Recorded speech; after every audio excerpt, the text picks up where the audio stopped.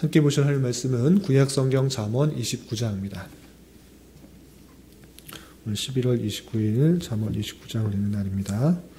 1절부터 마지막 27절까지 길지만 천천히 뜻을 생각하면서 한 절씩 봉독하겠습니다. 구약성경 잠언 29장 1절부터 27절까지 말씀, 구약성경 943쪽 전후를 보시면 되겠습니다. 1절부터 함께 봉독합니다. 자주 책망을 받으면서도 목이 곧은 사람은 갑자기 패망을 당하고 피하지 못하리라. 의인이 많아지면 백성이 즐거워하고 악인이 권세를 잡으면 백성이 탄식하느니라. 지혜를 사모하는 자는 아비를 즐겁게 하여도 창기와 사귀는 자는 재물을 잃느니라. 왕은 정의로 나라를 견고하게 하나 뇌물을 억지로 내게 하는 자는 나라를 멸망시키느니라. 이웃에게 아첨하는 것은 그의 발 앞에 그물을 치는 것이니라. 악인이 범죄하는 것은 스스로 올무가 되게 하는 것이나 의인은 노래하고 기뻐하느니라. 의인은 가난한 자의 사정을 알아주나 악인은 알아줄 지식이 없느니라. 거만한 자는 성읍을 요란하게 하여도 슬기로운 자는 노를 그치게 하느니라. 지혜로운 자와 미련한 자가 다투면 지혜로운 자가 노하든지 웃든지 그 다툼은 그침이 없느니라.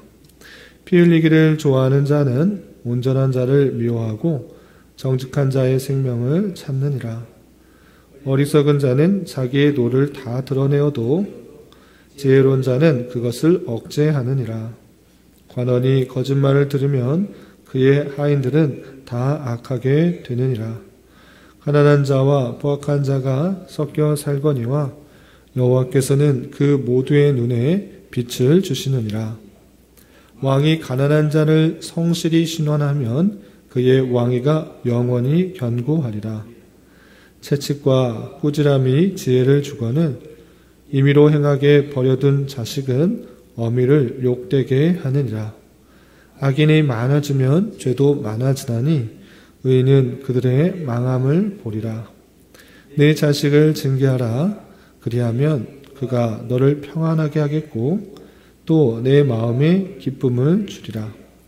묵시가 없으면 백성이 방자히 행하거니와 율법을 지키는 자는 복이 있느니라.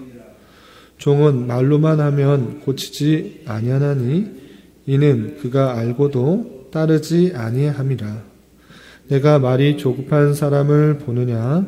그보다 미련한 자에게 오히려 희망이 있느니라. 종은 어렸을 때부터 곱게 양육하면 그가 나중에는 자식인 채 하리라. 노하는 자는 다툼을 일으키고 성내는 자는 범죄함이 많으니라. 사람이 교만하면 낮아지게 되겠고 마음이 겸손하면 영예를 얻으리라. 도둑과 짝하는 자는 자기의 영혼을 미워하는 자라. 그는 저주를 들어도 진술하지 아니하느니라. 사람을 두려워하면 올무에 걸리게 되거니와 여호와를 의지하는 자는 안전하리라. 주권자에게 은혜를 구하는 자가 많으나 사람의 일의 작정은 여호와께로 말미암느니라. 불의한 자는 의인에게 미움을 받고 바르게 행하는 자는 악인에게 미움을 받느니라. 아멘. 네, 감사합니다. 오늘 말씀 읽기 본문은 잠언 29장입니다. 잠언 29장까지가 솔로몬의 제3잠언집으로 되어 있습니다. 3잠언집에서도 계속해서 지혜로운 자가 이 땅에서 어떤 삶을 살아가야 되는지 다양한 자세에 대해서 교훈하고 있습니다. 특별히 잠언서에서는 우리가 계속해서 살펴본 것과 같이 지혜로운 자와 미련한 자, 의인과 악인들을 극명하게 대조하면서 우리가 어떠한 삶을 살아가야 되는지를 잘 보여주고 있습니다. 오늘 말씀에서도 의인과 또 악인, 이것을 대조하면서 악인이 많아지면 사회에, 자기뿐만 아니라 사회에 어떤 악영향을 미치는지, 어떤 해가 미치는지를 보여주면서 의인으로서 우리가 어떠한 삶을 살아가야 하는지 다양하게 교훈하고 있습니다. 오늘을 전체적인 내용들을 좀 살펴보면서 우리가 어떠한 삶을 살아가야 되는지 또 교훈받는 시간을 갖도록 하겠습니다. 우선 29장에서도 마찬가지로 의인과 악인을 대조하면서 악인이 많아지게 될 때 어떤 해가 있는가, 어떤 좋지 않은 것들이 있는가 다양하게 표현하고 있는데 그 말씀부터 우선 살펴보도록 하겠습니다. 29장 2절에 보면 이런 표현이 있습니다. 의인이 많아지면 백성이 즐거워하고 악인이 권세를 잡으면 백성이 탄식한다. 그랬습니다. 의인이 많아지면 백성들이 다 즐겁고 더 좋은 현상이 있지만 반면에 악인이 권세를 잡으면 백성이 탄식하며 안타까워한다 라고 표현하고 있습니다. 악인이 자신의 유익만을 추구하고 다른 사람들의 유익, 다른 사람들에게 도움이 되지 않기 때문에 백성들이 탄식하며 또 안타까워하는 모습이 있다라는 것입니다. 그래서 악인이 자신뿐만 아니라 사회에 악영향을 끼치는 그 모습을 지적하고 있습니다. 이런 표현이 여러 군데 있는데 몇 군절 더 보도록 하겠습니다. 8절에서 보면 이런 표현도 있습니다. 8절 보면 거만한 자는 성읍을 요란하게 하여도 슬기로운 자는 노를 그치게 하느니라 라고 하면서 거만한 자, 다른 표현으로 하면 악인, 또 다른 표현으로 하면 지혜가 없는 자, 그런 사람은 성읍을 요란하게 할 뿐이다 라는 것입니다. 그런 사람들의 특징들은 다른 사람들에게 유익을 끼치는 것이 아니라 해를 끼치기 때문에 주변에 악영향을 끼치는 성읍을 요란하게 만드는 그런 일들을 하고 있다라고 했습니다. 반면에 슬기로운 자는 화가 난 그런 상황일지라도 그 모든 것들을 그치게 하는 유익을 끼치게 된다라고 표현하고 있습니다. 또 10절에서는 이런 표현도 있습니다. 10절 보면 피 흘리기를 좋아하는 자는 온전한 자를 미워하고 정직한 자의 생명을 찾느니라. 그래서 피 흘리기를 좋아하는 자가 누구인가? 앞서서 계속해서 바꿔서 표현하고 있는데 악인 또는 죄인, 지혜가 없는 자입니다. 그런 사람들은 남을 해를 끼치기 좋아하는 것입니다. 그래서 피 흘리기 좋아하는 자다라고 표현하고 있고 그런 사람들은 오히려 온전한 자, 의인, 또 지혜가 있는 자를 미워하는 특징이 있다라고 표현하고 있습니다. 또한 11절에서는 이런 표현도 있습니다. 11절 보면 어리석은 자는 자기의 도를 다 드러내어도 지혜로운 자는 그것을 억제한다. 어리석은 자, 지혜가 없는 자, 악인 또는 죄인 그런 사람은 어리석어서 자기가 화가 날 때 그것을 참지 못하고 다 분출을 하는 것입니다. 그래서 화를 분출하게 되면 주변 사람들에게 좋은 영향력을 끼칠 때도 있지만 항상 그런 모습들 가운데 나타나기 때문에 많은 사람들에게 화를 미치고 또 긍정적인 영향을 미치지 못하는 것입니다. 그러나 지혜로운 자는 화가 날더라도 주변의 상황과 판단을 하여서 그 분노를 잘 절제하고 억제할 수 있는 그런 특징이 있다라는 것입니다. 또 비슷한 표현이 22절에도 이런 표현이 있습니다. 22절 보면 노하는 자는 다툼을 일으키고 성내는 자는 범죄함이 많으니라. 자기 화를, 자기 분을 참지 못하고 계속적으로 상대방에게 분출하게 되면 좋을 리가 만무합니다. 그래서 다툼이 자주 발생하고 또 죄가 생기게 된다라고 표현하고 있는 것입니다. 또 16절에서는 이런 표현도 있습니다. 16절 보면 악인이 많아지면 죄도 많아지나니 의인은 그들의 망함을 보리라. 악인이 많아지게 되면 죄도 많아지게 되어서 상대방에게 사회에 긍정적인 영향을 끼치지 않고 많은 부패와 타락 그리고 해악을 끼치게 된다. 그러나 그 결국들은 망하게 될 것을 의인이 볼 것이다 라고 표현하고 있습니다. 이렇게 이 세상에서는 의인과 죄인 이렇게 양분된 그런 사람이 있는데 악인들이 많고 죄인들이 많게 되면 자신뿐만 아니라 사회에 많은 해악을 끼치고 악영향을 미치는 그 모습들을 볼 수가 있는 것입니다. 그러할 때 그런 악인들이 다시 되돌아오게 되는 하나님께 되돌아오게 되는 지혜를 얻게 되는 방편이 무엇인가 라고 할 때는 그 말씀, 하나님께서 주신 말씀, 그 말씀에 비추어서 네 자신을 생각하고 또한 그 말씀에 비추었을 때 내가 잘못한 것, 내가 회개해야 될 것들을 온전히 받아들이는 것으로 지혜를 얻을 수 있고 또 의인이 될 수 있다라는 것들을 계속적으로 보여주는 것입니다. 어떤 표현 때문에 그렇게 말할 수 있는가 다양하게 있는데요. 첫 번째 18절을 보도록 하겠습니다. 18절에 보면 이런 표현이 있습니다. 묵시가 없으면 백성이 방자히 행하거니와 율법을 지키는 자는 복이 있느니라. 사람들이 죄를 짓는 것, 악한 모습 가운데 나오는 것, 분을 내는 것, 자신의 유익만을 생각하는 것, 왜 그러한가? 악인의 모습, 하나님을 떠난 그 죄인들의 본연의 모습이 그런 모습이라는 것입니다. 그렇기 때문에 이 사람들은 하나님의 말씀, 하나님의 묵시가 없으면 당연하게 방자하게 행한다는 것입니다. 그러니까 하나님을 떠난 인간은 당연하게 자신의 유익과 자신의 만족과 자신의 유익을 위해서 살아가기 때문에 그런 화도 조절하지 못하고 다른 사람에게 긍정적인 영향보다는 해를 끼치는 영향률이 많이 있는 것입니다. 그래서 오늘 말씀 18절에서 지적하기에 묵시가 없으면 백성이 방자히 행한다. 하나님의 말씀이 없으면 그들이 자기 멋대로 행하며 악 가운데 거하게 된다라고 표현하고 있는 것입니다. 그래서 하나님의 말씀에 비추어서 자신을 되돌아보는 것, 하나님의 말씀에 비추어서 사람들이 생각하지 않으면 자신의 악들을 돌이킬 수 없다라는 것들을 밝히고 있는 것입니다. 이런 비슷한 표현이 25절에도 비슷하게 이렇게 표현되어 있습니다. 25절 사람을 두려워하면 올무에 걸리게 되거니와 여호와를 의지하는 자는 안전하리라. 사람에게 안전을 끼치는 것은 무엇인가? 사람의 능력, 사람의 열심, 사람의 어떠한 것을 가지고 안전하게 되는 것이 아니라 그런 것들은 다 제한적인 것이다. 그러나 여호와를 참으로 의지하는 것이 사람에게 참된 안전을 주는 것이다 라고 표현하고 있는 것입니다. 그래서 이 부패한 인생에 있어서, 부패한 인간에 있어서 자신의 욕심대로 살아가는 것이 아니라 하나님의 말씀, 그것들을 의지하고 그것들을 비추어서 내 자신을 생각할 때 참된 의의 길, 참된 지혜로운 자의 길을 갈 수 있다는 것들을 밝혀주는 것입니다.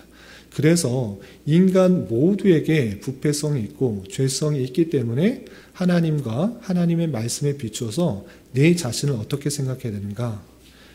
책망을 듣고 징계를 받아 내 자신의 죄성들을 다시 하나님의 뜻에 맞춰서 나아가려는 노력이 필요한 것입니다. 그렇게 해서 오늘 특별히 29장에서 많이 강조하는 것이 무엇이냐? 책망과 징계를 온전히 받으라. 하나님의 말씀에 비추어서 잘못된 길로 가는 거 너무 많다. 우리 인간에게 아담 이래로 모든 사람들에게 죄가 있기 때문에 그 죄성대로 행한다. 그렇기 때문에 하나님의 말씀에 비추어서 내 자신이 부패성 가운데 가려는 그 모든 것들을 있을 때 책망과 징계를 잘 받아 그것을 온전히 잘 받아들여서 온전한 지혜자의 모습으로 나아갈 것들을 특별히 29장에서는 많이 강조하고 있습니다. 어떤 강조의 말씀이 있는지 좀 살펴보겠습니다. 29장 1절에서 먼저 이렇게 표현하고 있습니다. 자주 책망을 받으면서도 목이 곧은 사람은 갑자기 패망을 당하고 피하지 못하리라. 자주 책망을 받는다. 왜 책망을 받는 것입니까?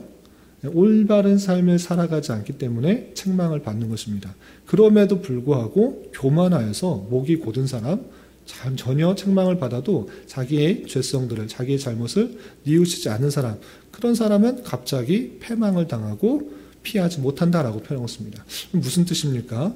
그러니 너의 죄성대로 행할 때 잘못한 것, 책망받았을 때, 지적받았을 때 온전히 고쳐라. 잘못된 것 고쳐라 라고 강조하고 있는 것입니다. 또한 어떤 표현이 있느냐? 15절에는 이런 표현도 있습니다. 15절 보면 채찍과 꾸지람이 지혜를 주거늘 임의로 행하게 버려둔 자식은 어미를 욕되게 하느니라. 자식이 부모를 공경하는데 가만히 놔두면 자식이 부모를 알아서 공경하는 것이 아니라 그 죄된 본성상 거역할 때도 있고 부모의 말씀들을 잘 따르지 않을 때도 있는 것입니다. 그럴 때 오냐 사랑하는 자녀이니까 오냐 그래 잘한다 이렇게 칭찬만 하게 되면 아주 버릇이 없고 잘못된 길로 나갈 수가 있는 것입니다. 그렇기 때문에 부모로서 그 자녀를 올바르게 기르는 방편은 그냥 내버려 두는 것이 아니라 죄된 본성상 그냥 허락만 용서만 그렇게 하는 것이 아니라 채찍과 꾸지람 이것이 있어야지 자녀를 바르게 기를 수 있다라고 하는 것입니다. 그래서 채찍과 꾸지람이 지혜를 준다라고 표현하고 있습니다. 마땅히 내가 잘못한 것에 대해서 채찍을 받고 또 꾸짐을 받아서 엄한 경고를 받아서 내 죄된 본성대로 행하지 않도록 더욱더 경고하고 또 책망받을 그 자세가 필요하다라고 표현하고 있습니다.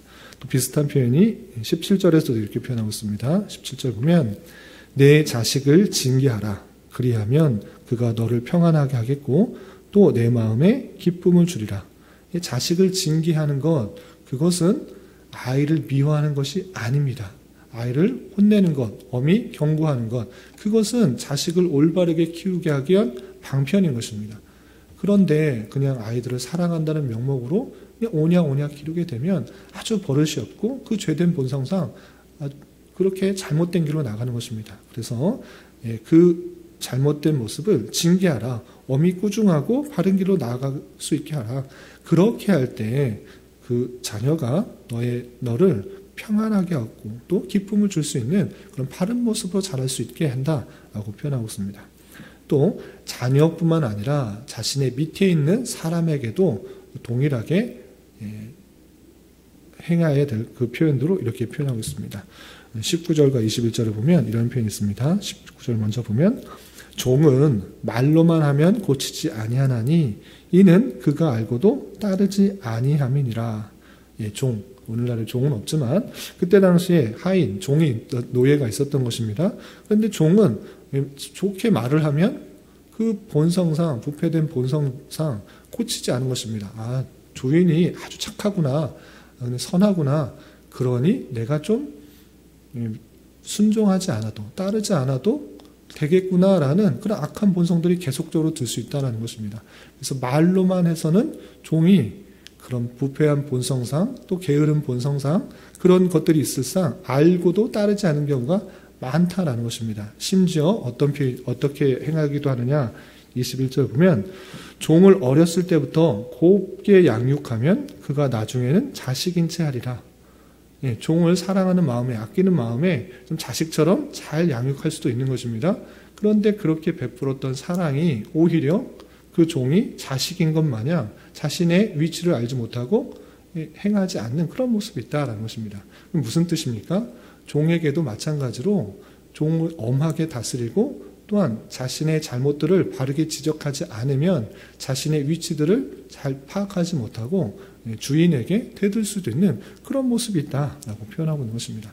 엄히 경고하고 또 채찍과 꾸지람과 같은 그런 경고로서 바르게 잡아주려고 하는 그 모습들을 행할 때 사람의 본성이 온전히 바뀔 수 있다는 것들을 보여준 것입니다. 그 근거는 율법, 그 하나님의 말씀에 비추어 봤을 때 인간의 부패성, 인간의 죄성이 있으니 하나님의 말씀에 비추어서 잘못된 것은 바로 지적하고 또 바로 경계하는 것을 통해서 엄히 경고하는 것을 통해서 자신의 본성대로 행하는 것이 아니라 하나님의 말씀대로 행할 수 있는 지혜자의 길로 갈 수 있다는 것들을 더욱더 교훈하고 있는 것입니다. 그래서 엄히 경고하는 것을 통해서 자신의 부패성들을 막을 수 있도록 행하는 삶을 강조하고 있는 것입니다. 그렇게 행하는 삶 속에서 특별히 오늘 말씀에서 강조하는 두 가지 표현이 있는데 그것은 무엇이냐? 가난한 자를 잘 돌보아주는 것, 그것이 지혜자의 표현이다라고 강조하고 있습니다. 어떤 표현이 있느냐 보시면 7절에 이런 표현이 있습니다. 7절 보면 의인은 가난한 자의 사정을 알아주나 악인은 알아줄 지식이 없느니라. 의인은, 지혜 있는 자는, 하나님의 은혜로 또 지혜를 받은 자는 가난한 자의 사정을 알아준다. 의인으로서 당연하게 가난한 사람들이 있으면 그의 사정을 살피는 것이 당연하다라고 표현하고 있습니다. 그렇기 때문에 우리가 지혜를 얻은 자로서 마땅히 행해야 될 태도는 우리 주변에 도움이 필요한 사람은 없는지 되돌아보고 내가 가진 재물이나 여러 가지 기회를 통하여서 도움을 주는 그 자세가 더욱더 필요하다라고 표현하고 있습니다. 또 어떤 표현이 있느냐 보시면 13절에 이런 표현도 있습니다. 13절에 보시면 13절, 14절 그냥 이어서 계속 보겠습니다. 13절, 14절 보면 가난한 자와 포악한 자가 섞여 살거니와 여호와께서는 그 모두의 눈에 빛을 주시느니라. 14절 왕이 가난한 자를 성실히 신원하면 그의 왕위가 영원히 견고하리라 그랬습니다. 13절에서는 가난한 자 있다, 또 포악한 자, 여기서 포악한 자는 죄인이기도 하고 또 불의한 부자를 뜻하는 그런 단어입니다. 가난한 자도 있고 부자도 있는데 섞여 산다. 그러나 여호와께서는 어떻게 하시는가? 그 모두의 눈에 빛을 주신다. 차별 없이 하나님께서는 은혜를 주신다. 부자라고 하나님께서 은혜를 주시는 건 아니다. 그 가운데서도 하나님께서 지혜를 주시고 또 생명을 주시는 그런 은혜가 있다. 차별이 없는 은혜가 있다. 그러니까 너희들은 그것에 대해서 그 재물을 갖고 판단하는 것이 아니라 하나님의 은혜, 차별 없는 은혜를 생각하고 또 가난한 사람들에 대해서 더욱더 관심을 가져야 될 것을 표현하고 있습니다. 특별히 왕의 위치에서 많은 것을 다스리는 위치에서 많은 것을 가진 위치에서는 특별히 어떻게 되는가 14절에서 보면 왕이 가난한 자를 성실히 신원하면 그의 왕위가 영원히 견고하리라 그랬습니다.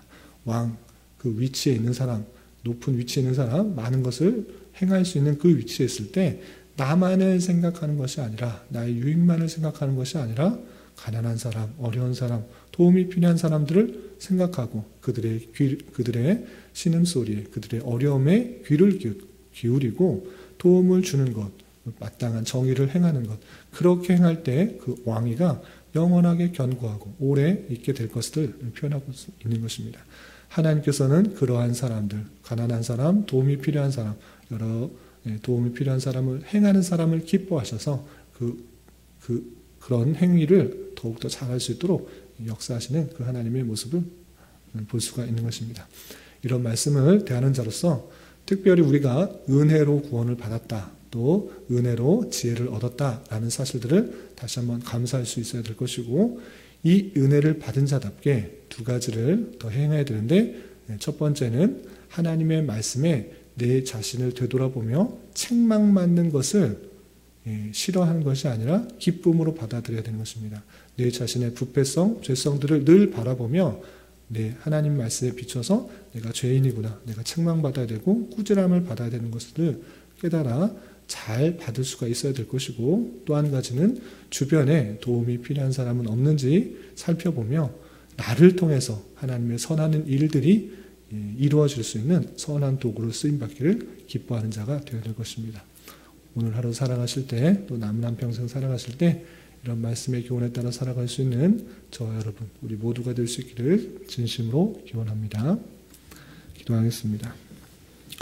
하나님 아버지 감사합니다. 오늘 말씀을 통해서 지혜로운 의인으로서 어떠한 삶을 살아가야 하는지 교훈받았습니다.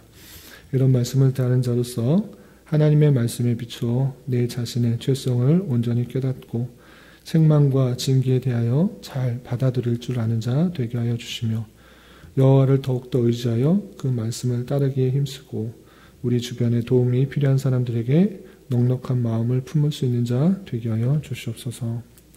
주님, 나라와 민족을 위하여 기도합니다. 코로나로 인하여 정치적 경제적 문제로 인하여 많은 어려움 가운데 있는 이 나라 가운데 주님 긍휼을 베풀어 주시고 이 나라의 위정자들 가운데 함께하여 주셔서 백성들을 진정으로 위하는 바르고 투명한 정치를 할 수 있도록 인도하여 주시며, 모든 백성들이 자유와 민주와 평화 속에서 고요하고 평안한 삶을 살아갈 수 있도록 주장하여 주시옵소서. 주님, 교회 내 육체 연약함으로 직장과 사업장의 문제로 가정의 여러 가지 문제로 주님께 간절히 부르짖며 나아가는 여러 지체들이 있습니다. 주님 긍휼히 여겨주시고 그들의 기도 들으시사 우리의 기대와 소망보다 훨씬 더 선하게 역사하시는 주님을 깊이 경험할 수 있는 기회 되게 하여 주시옵소서. 이 시간 한 주간의 삶을 올려드리며 각자 간절히 기도하는 기도 제목 주님께서 들으시고 가장 선한 것들로 응답하여 주시옵소서. 예수님의 이름으로 기도 올리옵나이다. 아멘.